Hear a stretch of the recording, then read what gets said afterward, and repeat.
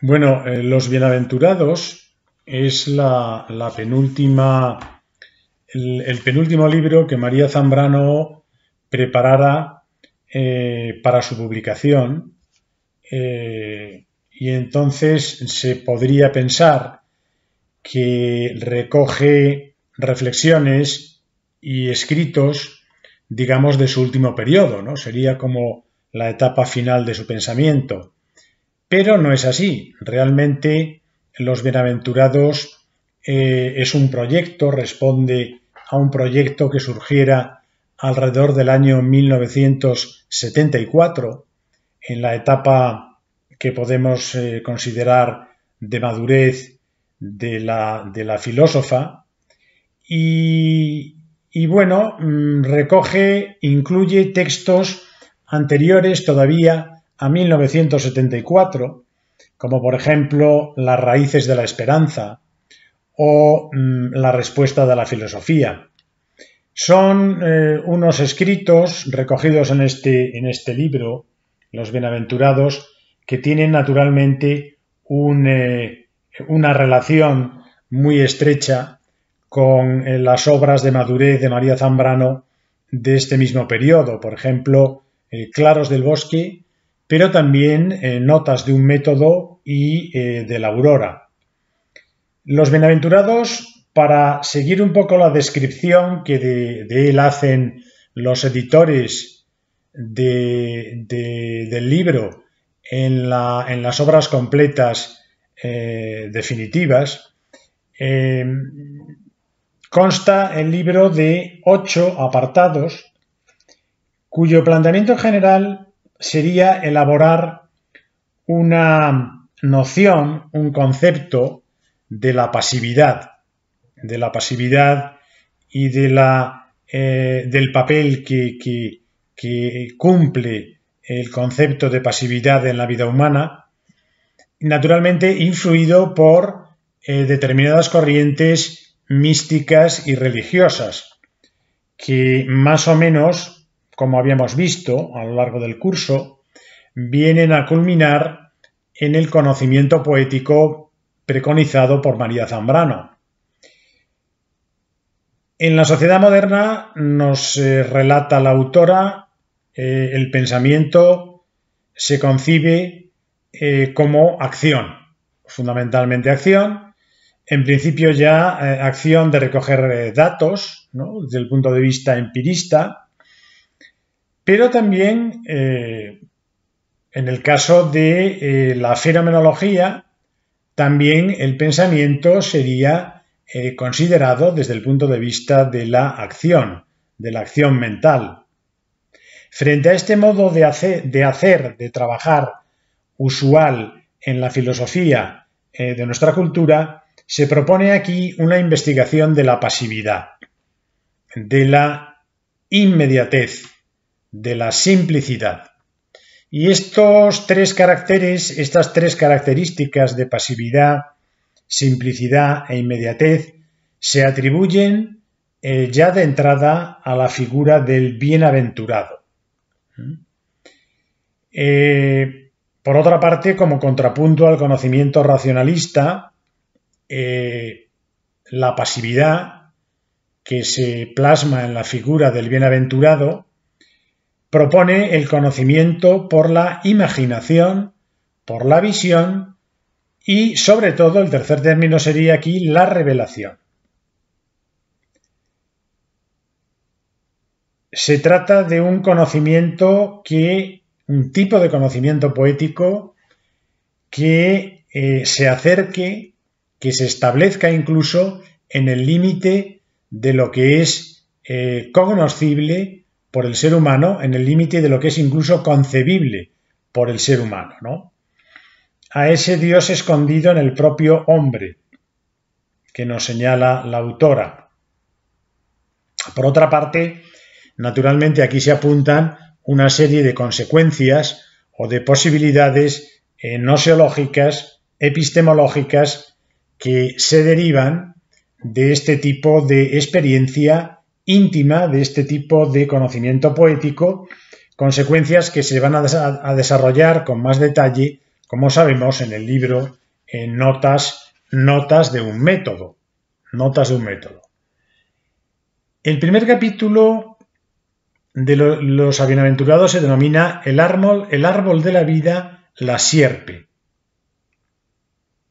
Entonces, este primer capítulo va a intentar aproximarse a la noción del origen, a través de la simbolización de la vida, del ímpetu vital, del impulso vital, que es lo que va a representar la sierpe,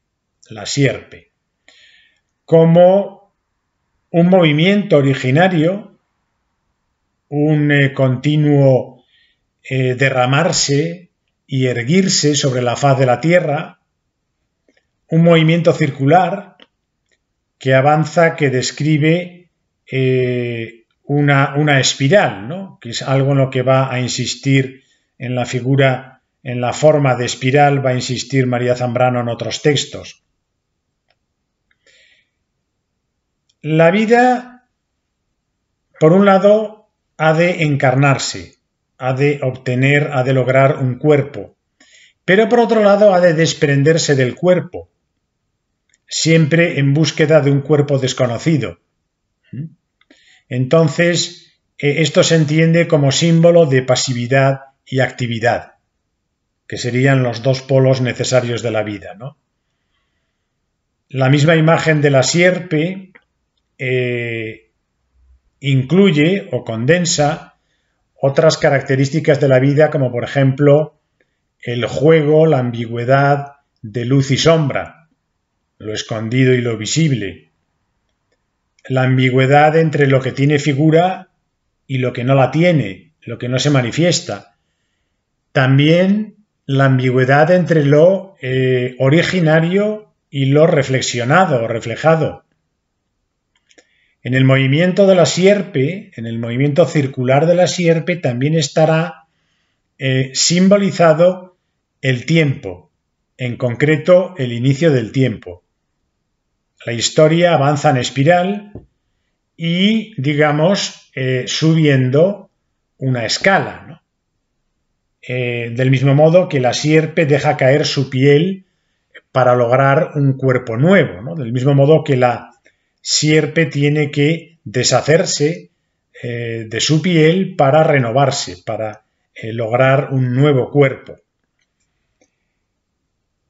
De este movimiento simbolizado por la sierpe, que es el movimiento de la vida, podríamos hacer dos interpretaciones. Por un lado, como sucesivas y progresivas escalas en la historia, periodos de desarrollo histórico, pero por otro también sucesivas fases de la vida misma, partiendo de lo material, pasando por animales, plantas y árboles, hasta llegar al ser humano, cuyo punto más alto, digamos, al punto supremo, al punto superior al que llega el movimiento ascendente de la espiral, es el bienaventurado, ¿no? Que para María Zambrano es la corona de la creación, la corona de la vida en la tierra, la corona de lo humano. La sierpe recoge como símbolo, como figura, los dos significados. Por un lado, la escalada de la historia humana y por otra, la escalada, los diferentes planos que va subiendo la vida misma. De manera que el tiempo es a la vez vital e histórico. Y como es vital y es histórico, también es personal. La vida personal, la vida individual está como prestada, ¿no? Está dada como una especie de préstamo por parte de la tierra y entonces el nacer y el morir marcan el ritmo de esta vida, ¿no? La vida, tanto la animal como la humana, leemos, necesariamente está inscrita en el avance del tiempo individual, que es el que aquí se denomina el tiempo creador. Pero a su vez este tiempo creador se distinguiría de otra modalidad del tiempo. Este otro tiempo, otra modalidad del tiempo sería la quietud. La quietud originaria, la quietud del principio, que significa el fin del tiempo de la muerte, el fin de la temporalidad del tiempo. De forma que, como última modalidad del tiempo, se añade la salida del tiempo. Una salida del tiempo en la que se ha abandonado el tiempo y se ha abandonado la muerte, pero en la que se continúa en vida tras la propia muerte, ¿no? Ya habíamos visto cómo esto se apuntaba en los dos libros de 1939 como ese plano intermedio entre la vida del presente, la vida en el tiempo y la vida de ultratumba, ¿no? Entre estas dos dimensiones hay una dimensión intermedia apuntada por algunos místicos, que es justo la que aquí recoge también en Los Bienaventurados María Zambrano. El capítulo segundo se titula La corona de los seres, que trata precisamente de este tercer plano, de esta tercera modalidad de la vida, que es la que pertenecería a los bienaventurados, a los que se ve como la corona de los seres, ¿no?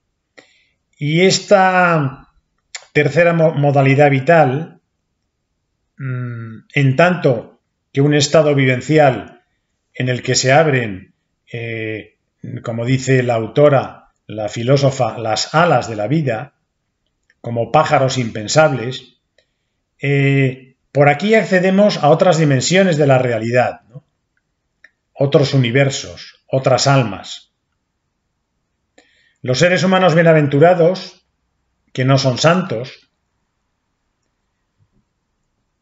sino ellos mismos, una especie de creadores humanos, para ellos el ser y la vida se dan a la vez, en todas sus múltiples dimensiones, ¿no? Es decir, la situación trágica del ser humano consistiría precisamente en ese divorcio, en esa separación entre el ser y la vida, entre nuestro ser y nuestra vida. Pero en la figura del bienaventurado, que habita esa tercera modalidad vital, en la figura del bienaventurado, el ser y la vida se dan a la vez y en todas sus múltiples dimensiones. Los bienaventurados, ante todo, serían creadores, porque precisamente se trata con ellos de personas ejemplares que se han acercado, se han aproximado, han habitado esa dimensión limítrofe que a la vez une el ser y la vida, ¿no? Y por eso pueden ser creadores en el sentido estricto, situados en el límite del conocimiento humano. En realidad, los bienaventurados, como figura, consistirían en la vida reflexionando sobre sí misma, ¿no? Que es el más alto logro de la evolución vital, es precisamente este punto de coronación de la vida, en el que sucede que la vida reflexiona sobre sí misma. Y es aquí donde está el bienaventurado. En relación con el capítulo tercero, hay que señalar que es el titulado El exiliado. El exiliado es un capítulo amplio que tiene mucha importancia, mucho interés, aparte de porque tiene relación naturalmente con la propia biografía de María Zambrano, por lo menos como punto de partida, ¿no? Personal, pero también con la situación de otros tantos personajes importantes y no tan importantes de las consecuencias de la guerra de España. Pues aparte de tratar del tema del exilio, las diferentes modalidades del abandono, del destierro. El exiliado, este capítulo tercero, va a tematizar el concepto de revelación, ¿no? Y precisamente intentando iniciar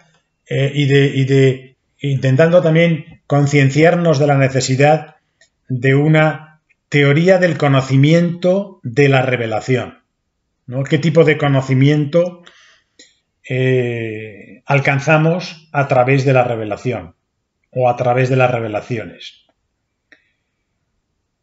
Precisamente la revelación es lo que obtiene el exiliado cuando llega, digamos, a recorrer todas las etapas que se inician con la salida de su patria, cuando llega a recorrer todas las etapas que le llevan digamos, a la vivencia del exilio perfecto. Entonces, aquí se producen determinadas revelaciones, ¿no? Porque para el exiliado, y solo para él, se abre la posibilidad de experiencias de un nuevo tipo, ¿no? Porque el exiliado perfecto se halla en un estado de abandono a la vida, en una absoluta pasividad. Entonces, en ese punto, en esa condición del exilio, se le brindan experiencias inéditas, ¿no? Naturalmente, la metáfora del exilio se convierte en un símbolo universal para todos los seres humanos, ¿no? Precisamente porque este vivir terrestre, pues se experimenta en la línea de la mística de todos los tiempos como un verdadero exilio, ¿no? Porque el vivir terrestre está separado del origen, ¿no? Y está separado del ser.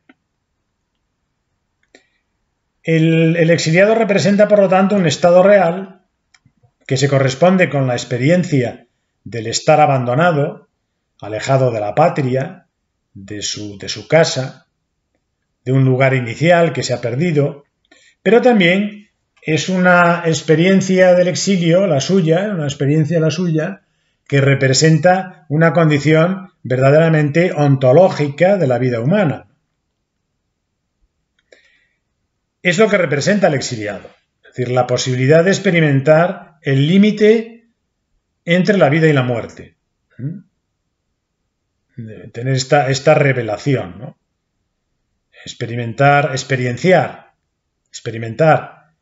el límite entre la vida y la muerte como una verdadera revelación que se le da al exiliado porque está completamente abandonado a la vida en una total pasividad.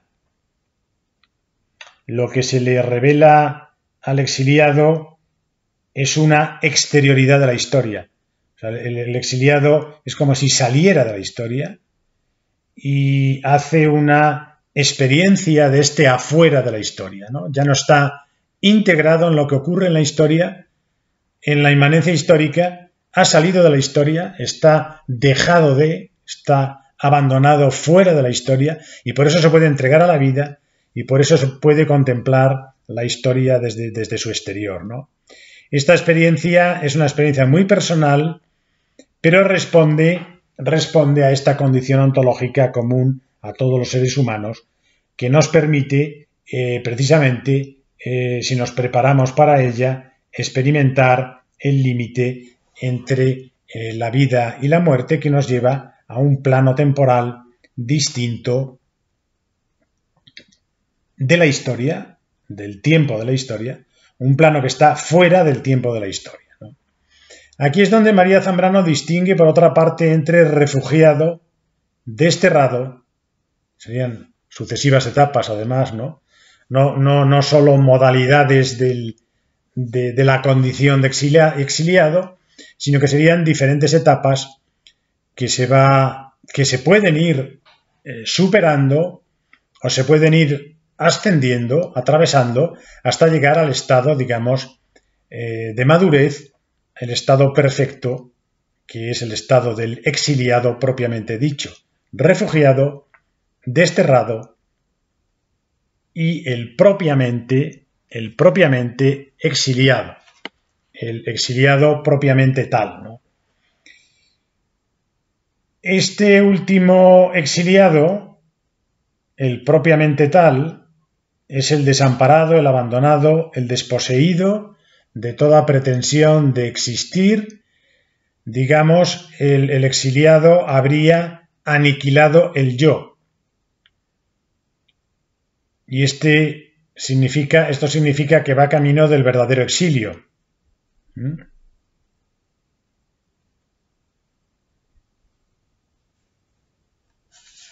No solamente está más allá de la historia, no solamente está fuera de la historia, en el afuera del tiempo histórico, sino que también sobrevuela, como veremos, la circunstancia, sus digamos, sus determinaciones sociales, ¿no? También está fuera de ellas. El vivir en esta inmensidad del exilio es lo mismo que vivir sin pretender existir, sin ninguna pretensión de existencia. De manera que, para María Zambrano, la vivencia del exilio que atraviesa estas etapas de refugiado, de desterrado y culmina en la del exiliado propiamente dicho, son etapas en realidad de una ascensión mística de nuevo, ¿no? Que nos lleva a la aniquilación y al despojamiento del yo y a la instalación en una absoluta pasividad que nos permite entregarnos totalmente a la vida, ¿no? El exiliado, como digo, está en todo hombre, ¿no? Aunque sea desconocido para nosotros mismos. Es esa dimensión que hay en todos nosotros que indica o que señala el afuera de la historia y el afuera de la ciudad. El afuera de la historia y el afuera de la ciudad. Y a la vez este afuera, en el que se sitúa el exiliado propiamente dicho, es lo que podría posibilitar una historia verdadera del ser humano, que recogiera su padecimiento, ¿no?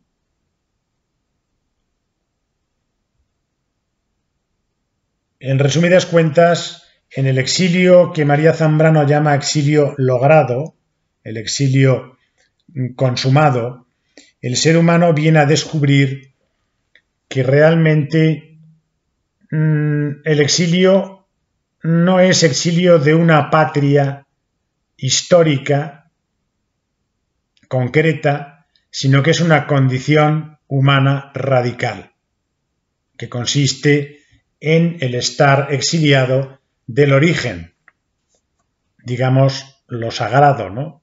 La patria verdadera de todo hombre. El capítulo 4 se llama El filósofo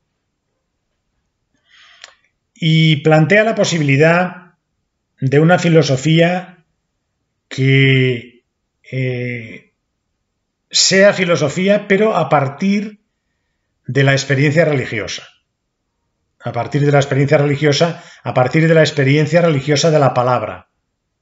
Y entonces esto, digamos, se guía por el descubrimiento que hizo María Zambrano en sus años juveniles de Platón y de Plotino y de un pensamiento platónico, neoplatónico, que precisamente aparece unido, fusionado con la experiencia religiosa de la palabra, ¿no?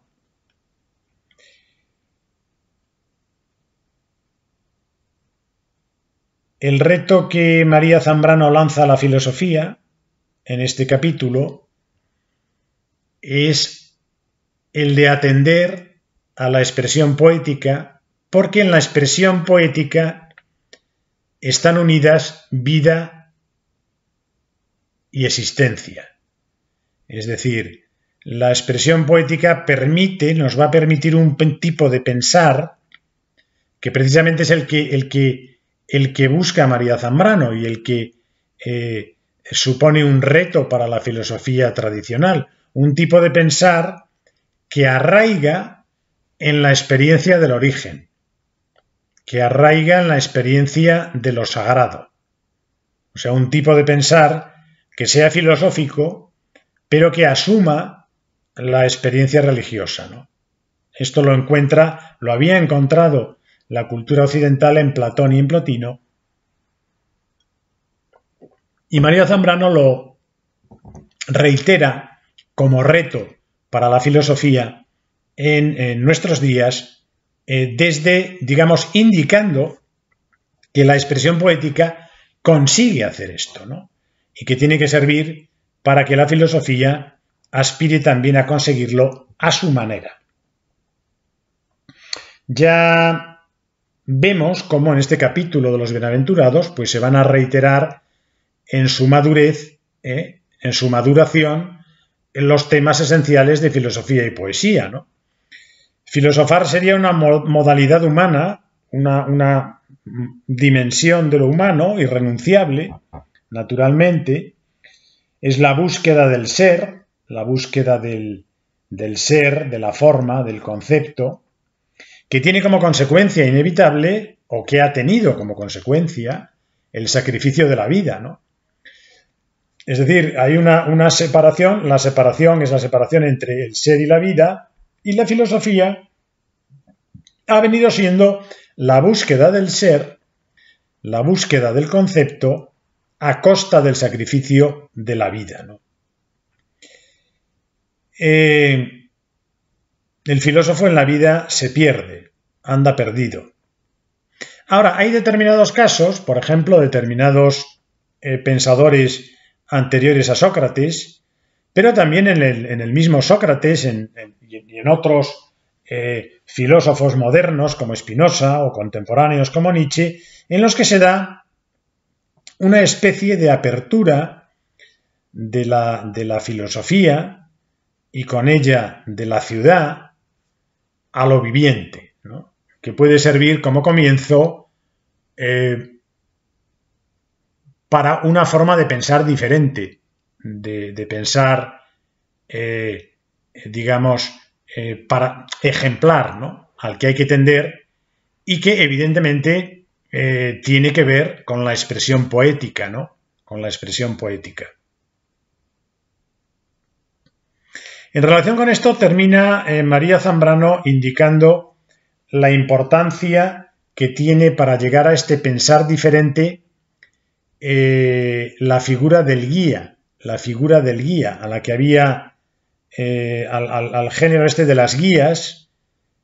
María Zambrano se había dedicado anteriormente, y luego la figura del guía sería para ella en los bienaventurados algo decisivo para la comprensión de lo que significa la circunstancia. Entonces, claro, al hablar del guía y al hablar de la circunstancia, no tenemos más remedio que reparar o que acordarnos de la importancia que para ella tuvo siempre la figura de Ortega y Gasset. Digamos que el guía confiere voz, otorga voz y subjetividad a nuestra circunstancia. Y entonces nos sumergimos en la atención a la circunstancia, de manera que la circunstancia le confiere identidad al yo, o dicho de otra manera, objetiviza al yo. Y por otro lado, la circunstancia es una llamada que nos lleva a ver el sistema del mundo al que estamos sometidos, ¿no? El guía aparece, o significa, mejor dicho, la aparición de un instante de conciencia lúcida, de supraconciencia, que lleva al pensamiento a moverse desde las sensaciones, pasando por el yo consciente, le lleva a entrever el cosmos entero, ¿no? Del que la existencia humana no es sino otro momento pasajero. El guía significa la llamada que nos hace algo diferente de lo humano, una llamada que extingue el yo. Y entonces el guía nos hace ver nuestra identidad con el cosmos, ¿no? Bueno, no deja de ser enigmática la figura del guía en este capítulo de María Zambrano de los Bienaventurados. El capítulo 5 se llama Los Bienaventurados. Y entonces se dedica a describir esa modalidad de vida que es la modalidad más lograda, más elevada a la que se puede llegar, y que se consigue mediante el conocimiento pasivo. Y es la vida del silencio, el silencio de la unión con lo absoluto. Por eso los bienaventurados son la corona de la humanidad, la corona de la condición humana. Son seres sin más, que han atravesado o que están en camino de atravesar la frontera con lo absoluto. Lo que caracteriza, como decía, a la figura del bienaventurado es que no hay distinción entre vida y ser, entre pensamiento y ser. Están perfectamente unidos, son seres de pura identidad, que ya no tienen contradicciones. Más allá de las contradicciones que inevitablemente implica toda existencia, ¿no? Han superado el yo individual, están completamente sumergidos en la vida y en un estado del que un estado anterior al de existir, del cual el propio existir, la propia existencia dependería.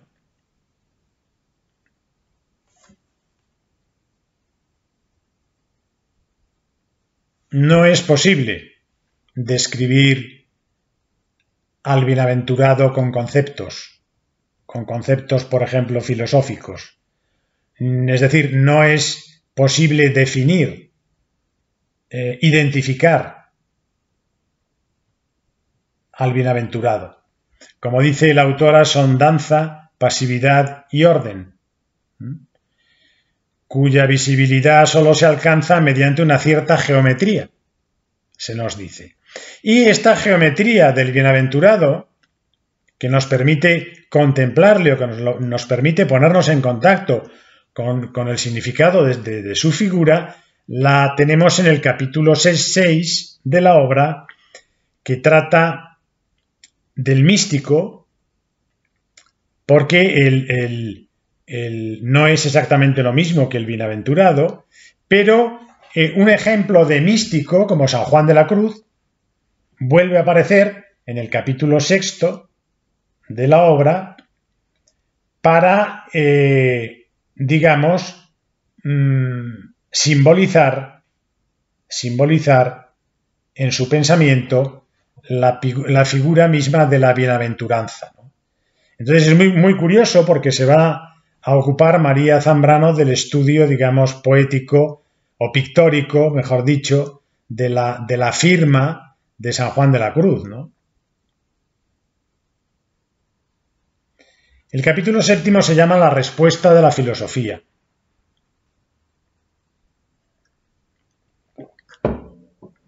La respuesta de la filosofía. Describe la actitud del filósofo. Para empezar, el anhelo de universalidad del filósofo es algo irrenunciable en la vida humana, ¿no? Ese anhelo de universalidad, que es lo mismo que decir la actitud del filósofo, característica que es la de la pregunta, la de preguntar, es una dimensión, una dimensión de la vida humana absolutamente irrenunciable. La pregunta del filósofo queda, o mejor dicho, genera una especie de vacío, pero ese vacío es absolutamente necesario para pensar. El problema radica, como ya sabemos, en que las respuestas filosóficas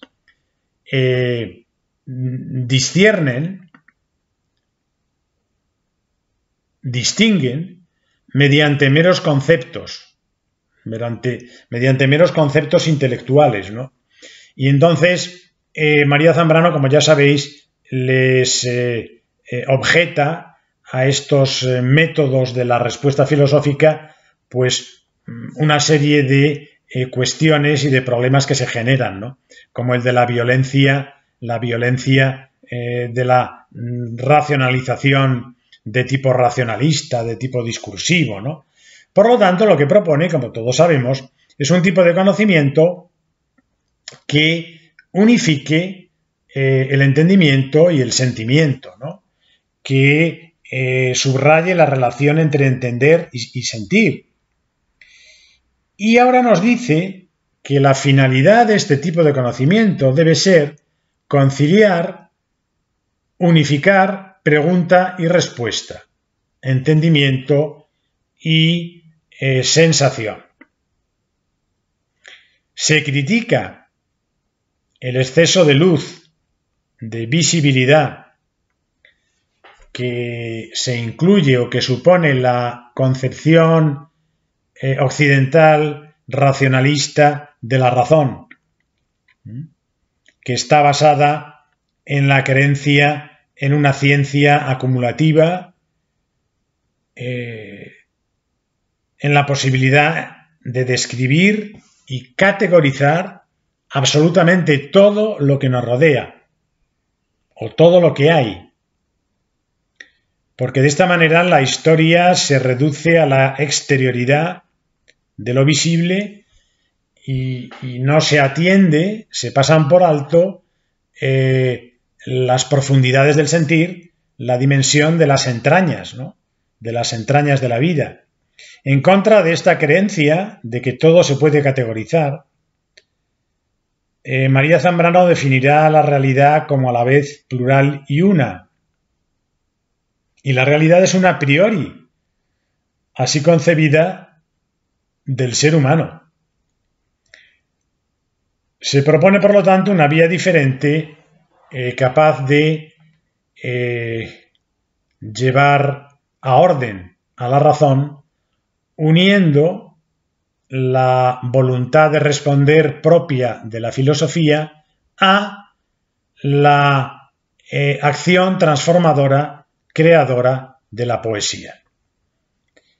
En el capítulo octavo y último del libro, que se llama Las raíces de la esperanza, se nos dan las características que tendría esta razón por la que Zambrano aboga, por la que ha escrito, por la que se ha esforzado toda su trayectoria y que aquí la llaman sus estudiosos razón embrionaria, porque un poco se situaría precisamente en el origen, ¿no?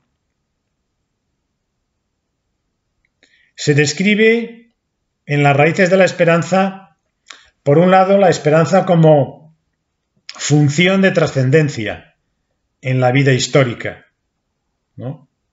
La esperanza es lo que nos abre a ir más allá de lo presente y a que la historia continúe, ¿no? Por otra parte, la esperanza se describe como una fenomenología de la esperanza, ¿no? La esperanza se hace efectiva en la vida como una fenomenología de la esperanza. Zambrano, digamos, se sitúa en contra de Hegel al concluir que la realidad histórica se nos presenta en forma de esperanza, es decir, en relación con lo que nos falta. Y esto es lo que proyecta el futuro, ¿no?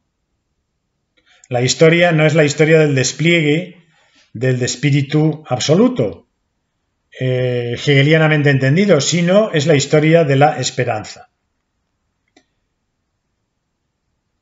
Lo que permite el proceso del trascender, que es justamente la apertura de la historia. Hay luego un último apartado de este capítulo que se llama Los arcos del puente, que es el que concluye el libro, describiendo precisamente esa fenomenología de la esperanza, en la que se distingue tres versiones de la esperanza. En primer lugar, la aceptación de la realidad desde la situación del ser humano, ¿no? En segundo lugar, la llamada sentimental de cada uno, la llamada del corazón de cada uno, que es una esperanza del ser que vive y que hay que saber escuchar esta llamada, porque cuando sabemos escuchar a esta llamada nos relacionamos adecuadamente con nuestra realidad. Y en tercer lugar estaría la esperanza creadora. La esperanza creadora sería el punto más alto de la fenomenología de la esperanza, sería la esperanza liberada, que no espera nada en el tiempo. Para llegar a este punto más alto, el de la esperanza liberada del tiempo, hay que haber pasado por la experiencia de una gran adversidad, de una gran desgracia, de un gran sacrificio, como por ejemplo el exilio, como por ejemplo la destrucción, la aniquilación. En este tipo de esperanza, este esperar toma su fuerza el vacío y no espera el cumplimiento de nada, sino que se mueve en la infinitud. O sea, la esperanza en su nivel supremo, la esperanza creadora, en realidad no espera nada, no espera ya nada, y por eso se mueve en el tiempo sin término de la infinitud. Por eso ha llegado a la inmensidad. Como se puede ver, en este libro queda clara la dimensión propiamente mística de María Zambrano, que en realidad es la que propicia ese tipo de filosofía por el que ella trabaja, por el que ella lucha, que es una filosofía que se haga cargo, que recoja la experiencia religiosa.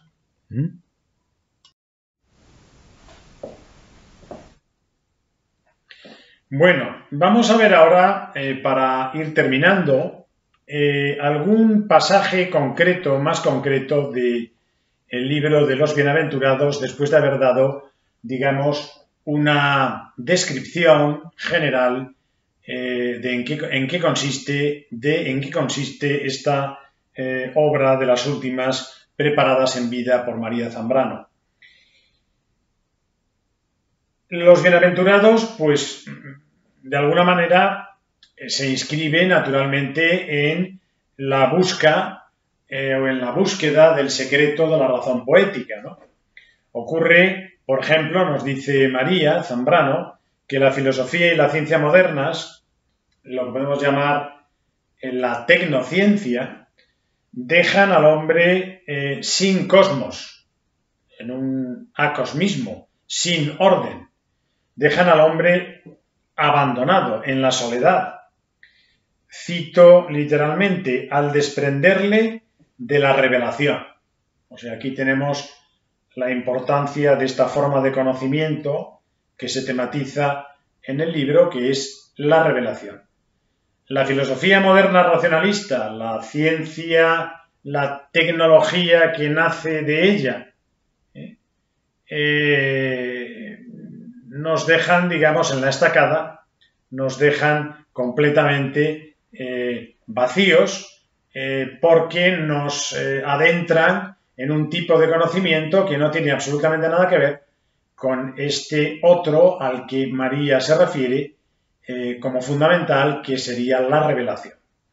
Llegamos a nuestra época, escribe María Zambrano, literalmente, indignos casi de la vida inmediata. Nos presentamos con técnicas, razones técnicas también, análisis técnicos del alma reducida a psique, a máquina. Invasores siempre, ayer todavía y aún hoy guerreramente, y enseguida pacíficamente, industrialmente, donde no nos llama. Todo es color de imperio, de comercial imposición, y allí donde llegamos la danza cesa, el canto enmudece, la ronda se deshace. Bien es cierto que una cinta magnetofónica lo recoge todo, en su último suspiro, sin que se estremezca la conciencia por esto. Este fragmento, que pertenece a los Bienaventurados, lo escribió María Zambrano durante los preparativos de la Guerra del Golfo, en apoyo, además, a una carta de protesta de intelectuales españoles al gobierno norteamericano. Ahí tenemos el vínculo que establece la autora entre la filosofía racionalista de la que había surgido la tecnociencia y la implacable violencia imperial. ¿Qué es lo que nos queda? La poesía. La poesía rememora el mundo de lo sagrado, el mundo de Grecia, el mundo del cristianismo romántico, y la poesía, como ya sabemos, es capaz de rescatar la pasividad despertándola. En un mundo perdido como el de hoy, donde todo es acción, ya hemos hablado, nos hemos referido al capítulo primero, la ambigüedad, la dicotomía pasividad-acción y la expulsión de la pasividad. El cuerpo de la palabra está relacionado con otros lugares cruciales de Claros del Bosque y de la Aurora, y en él encontraríamos el meollo de la razón poética zambraniana, o bien la síntesis final de poesía y filosofía. La poesía nos daría el cuerpo de la palabra. En cambio, a la filosofía le habría sido confiado lo no corporeizable de la palabra, lo fluido, sobre todo la luz. Ahora bien, la clave la tenemos en que la ley absolutamente necesaria de nuestro planeta es la corporeidad. Esto significa que sin cuerpo no cabe vida, no cabe alma en absoluto. Sin pesar no hay ninguna elevación posible, como muy bien sabía Nietzsche. Entre paréntesis, por eso es importante la cultura española, porque la cultura española es, en palabras de la autora, divinamente materialista. Sin cuerpo, sin pesadez, sin pesantez, no hay elevación posible, no hay alma. Esta es la ley ineluctable de la corporeidad. Pero entonces, si no se le da cuerpo a la palabra, si la corporeización no se cumple, ocurre que todo se materializa, que nos invade la materialización, que para ella es el azote de nuestros días. O sea, nos vaciamos de alma cuando se ausenta el cuerpo. Por eso, solo la poesía puede literalmente atajar la materialización con su cuerpo. Hasta aquí las palabras de María Zambrano. Pero para hacer esto, para que el cuerpo de la poesía detenga la materialización, es preciso que la filosofía vaya más allá de sí misma. más allá del ser, más allá de la esencia, como en Plotino. Es preciso que la filosofía vaya hasta el poema encarnado en la poesía. Esta necesidad vital e histórica la habría sabido reconocer Heidegger, y el mismo Nietzsche habría respondido a ella con su misma escritura. La civilización tecnológica o tecnocientífica y el nihilismo que le sería inherente es capaz de quitarnos todas las metas sin proporcionarnos ninguna a cambio. Y solo se podrá llenar o salvar si la poesía da cuerpo a la palabra. Nuestra esperanza la pone Zambrano en la encarnación de la palabra pensamiento, o sea, en la razón poética. Y leo unas palabras de María Zambrano: pues que la virtus operante no depende de la conciencia y menos todavía de la premeditación, sino solamente de la lealtad, de la fidelidad a la ley originaria de la corporeidad. El palpitar que discontinuamente sigue, edifica, consolida. La mariposa que con su vuelo traza orbes y destruye lo compacto del aire. La mariposa neuma o la abeja, melisa que con su dorada dulzura disuelve y habita, da a gustar una gota diferente, impensable, una gota imposible que abre la posibilidad de la vida. Fuego la dulzura del fruto de la abeja, fuego asimilable. La poesía fue asimilable, pero no pensable ni cognoscible. La poesía, alimento impensable, inesperado y necesario, indispensable. A ella, la poesía, le pertenece el restituir la comunión entre los hombres, errabundos en su perdición. Hasta aquí la cita de María Zambrano en la página 416 de Los Bienaventurados, en la edición de las obras completas, que es el cuarto volumen, libro 2.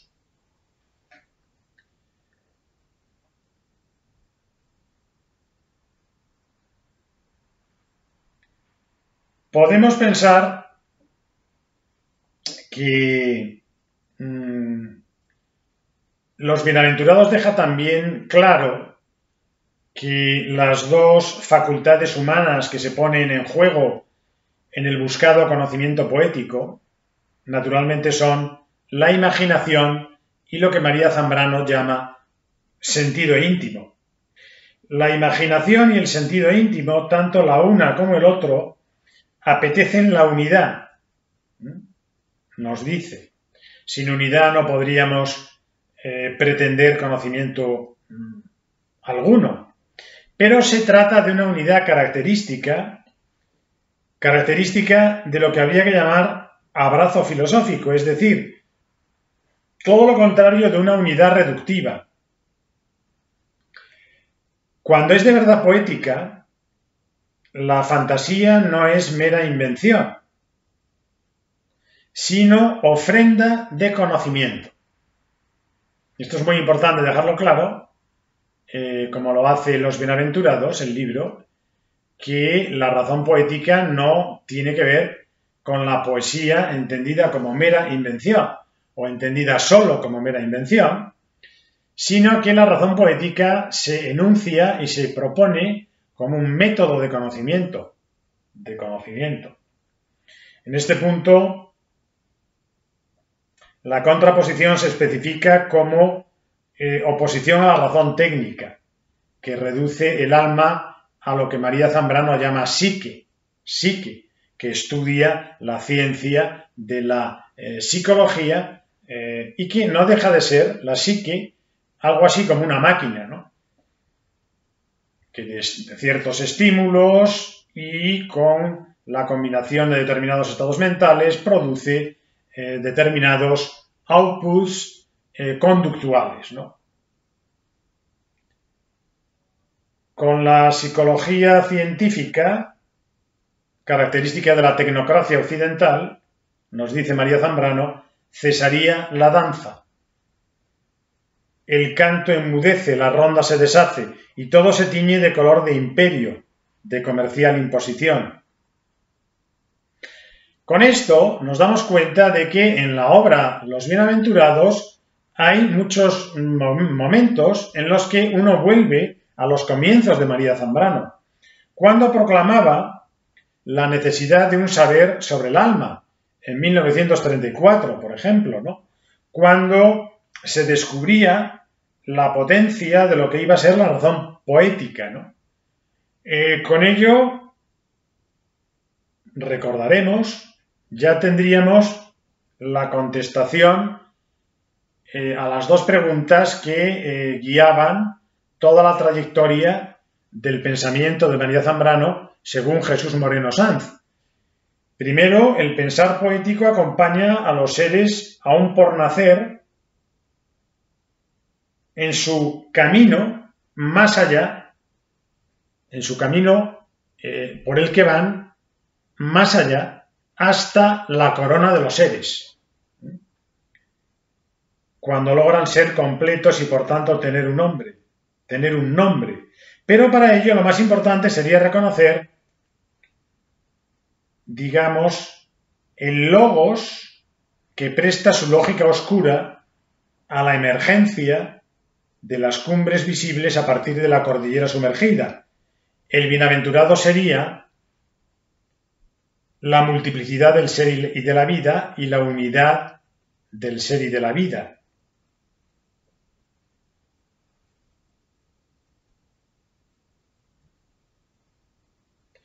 El bienaventurado es una de las figuras nucleares del procedimiento que constituye la razón poética. Gracias al bienaventurado, a la figura del bienaventurado, tendríamos la oportunidad de aclarar desde otro punto de vista, también simbólico, la potencialidad de la poesía, toda la potencia de la poesía, para hermanarse con la filosofía. De todas maneras, también queda claro en los bienaventurados que la experiencia poética no es lo mismo que la experiencia filosófica. Tomando como referencias externas para realizar esta contraposición las experiencias del místico y del hombre religioso, ¿no? La primera, la experiencia del místico, sería la experiencia del vacío. La segunda, la experiencia del hombre religioso, sería la experiencia del exceso. Terror, temor y amor entrelazados en lo religioso.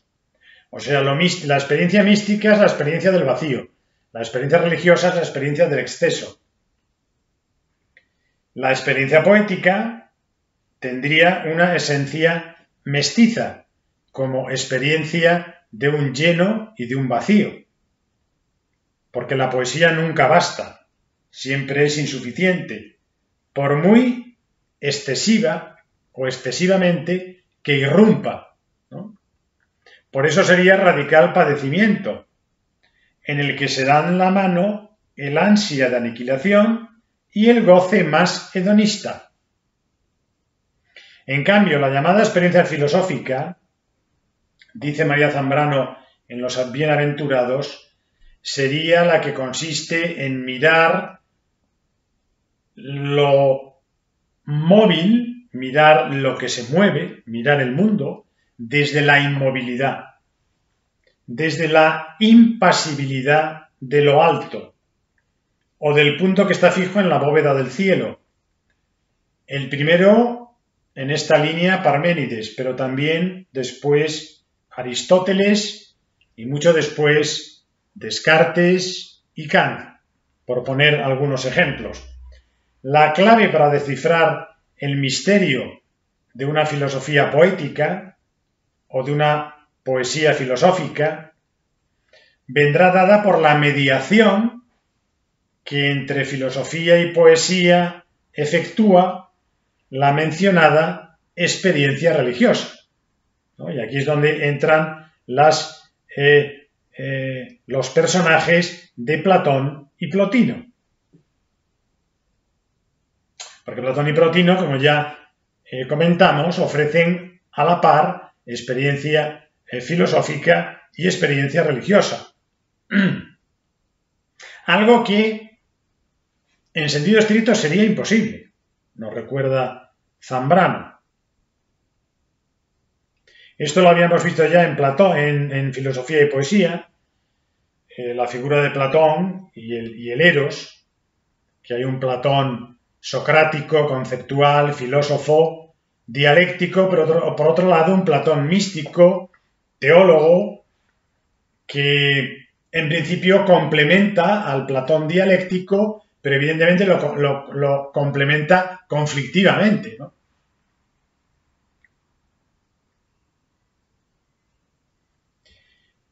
De manera que la experiencia religiosa, como experiencia del exceso, opera la mediación entre filosofía y poesía. Y esta experiencia religiosa no excluye, sino que la exige, la comunidad básica de la experiencia mística del vacío, de tanta importancia en la obra de María Zambrano. O sea, la experiencia religiosa no supone la exclusión de la experiencia mística, ¿no?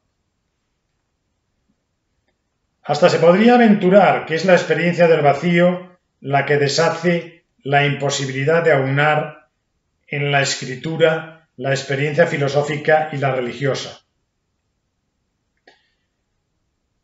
La filosofía, como dimensión irrenunciable de la vida humana, introduce su orden imprescindible, haciendo a la vida humana viable, ¿no? Y haciendo posible la comunidad entre los hombres, la comunión, como dice Zambrano, entre los hombres. Filosofía como teoría, como visión de lo real. Por su parte, la poesía carga con el peso de la historia humana, carga con lo pesado de la cruz del hombre y de su flaqueza. Bueno.